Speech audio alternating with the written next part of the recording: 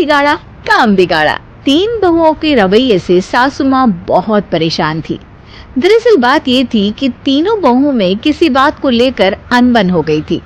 तब से ही तीनों एक दूसरे से मुंह फुलाए रहती थी। ना कोई सीधे मुंह किसी से बात करती, ना किसी का कहना मानती। पड़ोसी भी इस बात को जानते थे और जाने कैसे कैसे बातें भी करते। इसीलिए सासू माँ ने तीनों बहुओं को तुरंत अपने कमरे में बुलाया। मैं कई दिनों से देख रही हूँ, तुम तीनों अलग अलग सारे काम कर रही हो। ये सब नहीं चलेगा, तीनों को मिलकर ही काम करना पड़ेगा।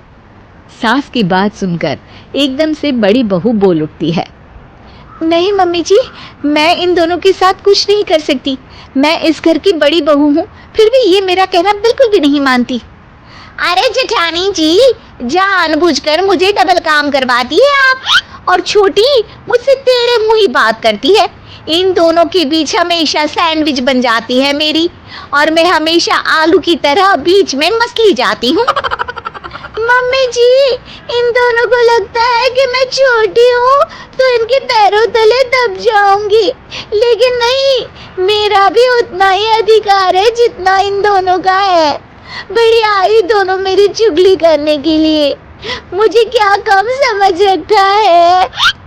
तीनों बहू एक दूसरे से बहस करने लगती है और सास दोबारा ये देखकर टेंशन में आ जाती है और सबसे कहती है, चुप हो जाओ, अब से तुम तीनों सारे काम एक साथ करोगी। आंख बंद करके एक दूसरे की बात सुनोगी। तुम तीनों इस बात को गांठ बांध लो, वरना अगली छुट्टियों में तुम्हारा अपना मायके जाना कैंसिल। सास की बातें सुनकर डर के मारे तीनों हामी भर देती हैं। जी मम्मी जी, मैं समझ गई। हाँ मम्मी जी, जैसा आप कहें। आप जो कहेंगी मैं वही करूंगी। तीनों बहू सास की बात को गांठ बांध लेती है और वादा करती है कि अब से सारे काम वो तीनों एक साथ मिलकर ही करेंगी। ये सब देखकर सास खुश हो जाती है और वहां से चली जाती है। नीचे जाकर वो देखती है कि घर में शर्मा जी आए हुए होते हैं।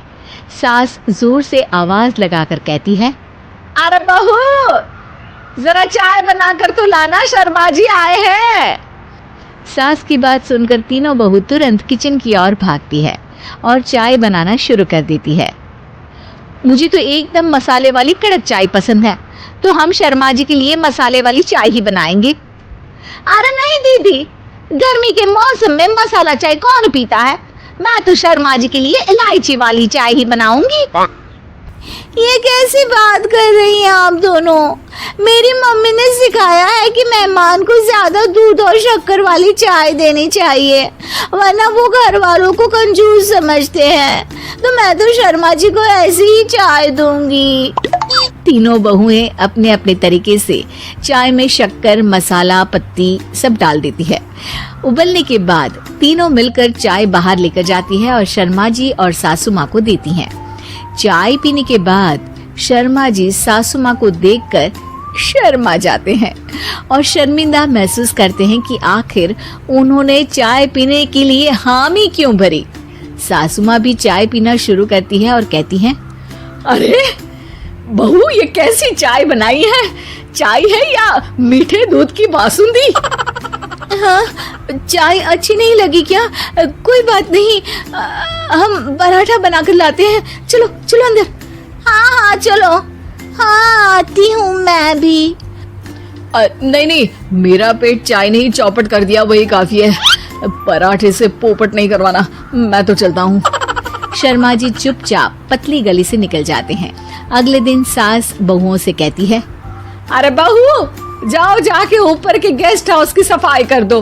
कल हमारे यहाँ मेरे दूर के रिश्तेदार आने वाले हैं, तो पूरे कमरे को चमका देना, समझी? तीनों बहू सास की बात को मानकर ऊपर सफाई करने चली जाती हैं और तीनों कमरे की सफाई चालू कर देती है। बड़ी बहू मकड़ी के जाले साफ करती है, तो बीच वाली झाड़ू लगाना और छोटी वाली सर्फ डालकर जमीन धोना शुरू कर देती है। अरे दीदी, जेठानी जी, अभी मैंने पूरी फर्श धोई और आप फिर से धूल नीचे गिरा रही हैं। और मछली जेठानी जी, आप बिना झाड़ू की धूल यहाँ छटक रही हैं। अरे तीनों को साफ करना है, एक साथ सफाई करते हैं ना।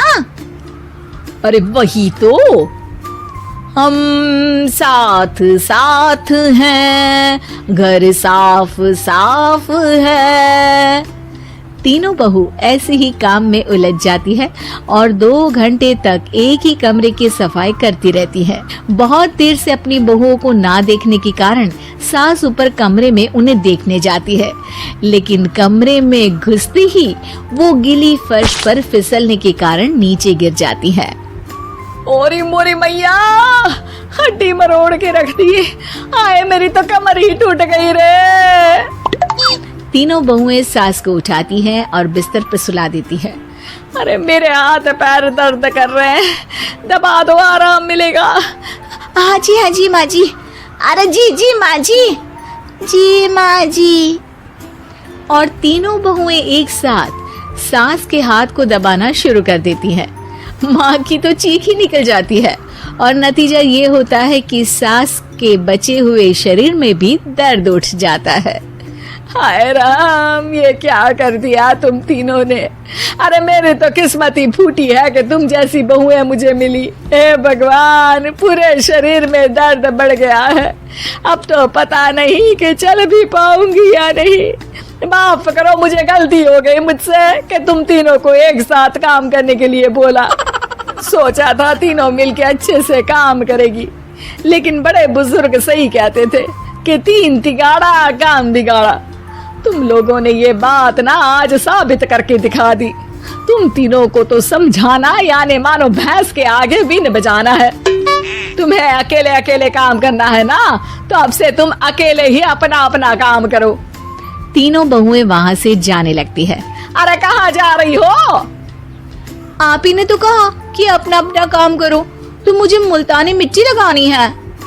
अरे मुझे भी तो नेल पॉलिश लगानी है, मुझे ना मेहंदी लगानी है। सास अपना सर पीट लेती है और कहती है, अरे मुझे भी लगाना है कुछ। क्या माँ जी? क्या माँ जी? क्या माँ जी? तुम्हारे घर वालों को फोन तुम्हारी हरकतें बताने के लिए।